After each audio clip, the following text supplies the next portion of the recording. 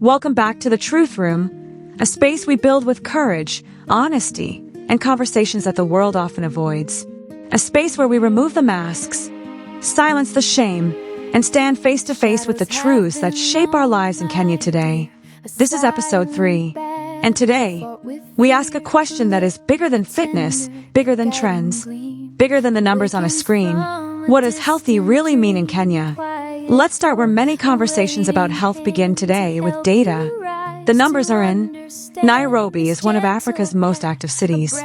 Thousands of young people are running, lifting, cycling, waking up at 5 a.m. to chase the sunrise with their Strava apps glowing.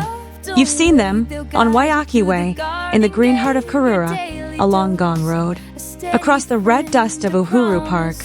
Tight laces, hydration packs, earphones in, the whole setup.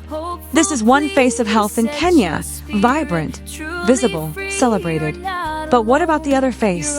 The one that doesn't get posted on social media? Because while some people have the luxury to track kilometers and heart rates, others are tracking something very different. Their ARV refill dates, circled on a tattered calendar. Their body weight, fluctuating with hope and despair. Their CD4 count, a number that can feel like a verdict.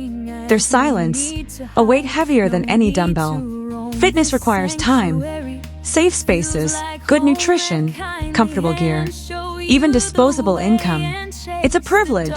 But for someone living with HIV in a rural village, the health journey looks nothing like a marathon route in Nairobi.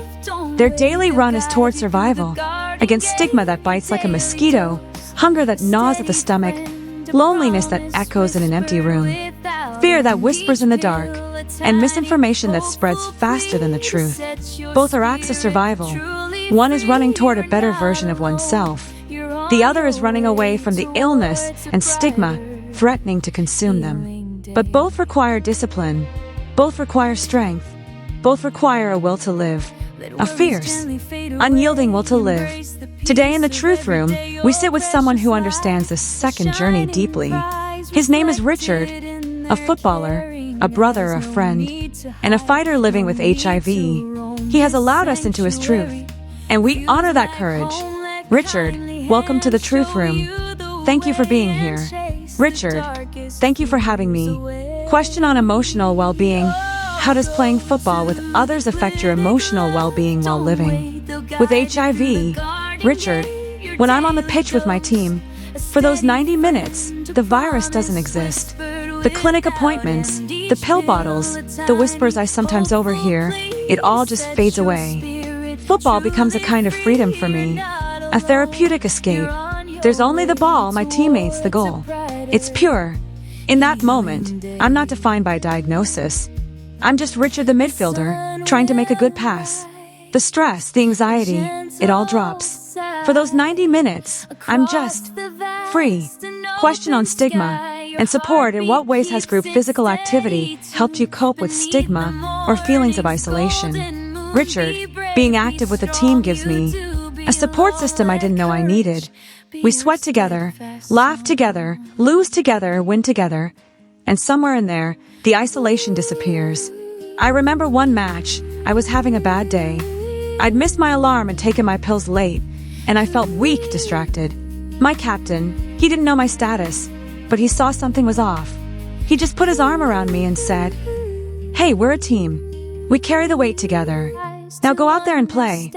That simple act, it meant everything. Some of my teammates know my status, and they've never, ever made me feel different. That kind of acceptance is more powerful than any medicine. Question on medication and routine. Has regular exercise influenced how you manage your treatment or medication routine? Richard, yes, absolutely. The discipline is connected. The structure of training helps me stay disciplined with my health. I have an alarm for training, and I have an alarm for my medication. They are both non-negotiable parts of my day. When I feel strong physically, when my legs can run for 90 minutes, it improves my mental state, and that pushes me to take my medication consistently. It's a cycle of respect. Like, I want to protect this version of myself that feels good, this body that can achieve things on the pitch. Taking my pills is part of that protection.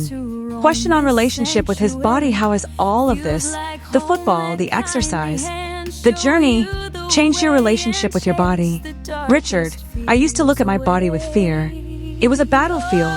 Every small change, a cough, a fever, a rash, it scared me. I saw it as something that had betrayed me. Now, I look at it with pride. I respect it. It still carries me. It still plays football. It still fights for me every single day. It's not a battlefield anymore, it's a teammate. Instead of seeing HIV, I see strength. I see resilience. I see a survivor. In Nairobi, health sometimes looks like a marathon, tracked on an app. In rural Kenya, health sometimes looks like a long walk to the clinic before the sun rises, a prayer on your lips. For Richard, it looks like a football pitch, dusty and alive with the sound of laughter and effort. Health is not one story. It is many.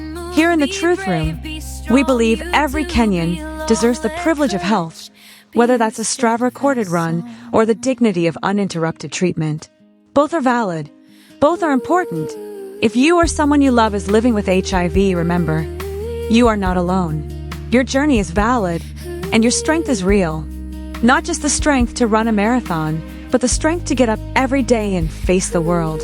Thank you for watching episode 3 of The Truth Room. Share this message, start a conversation, challenge the stigma, and join us next week as we open another door and face another truth.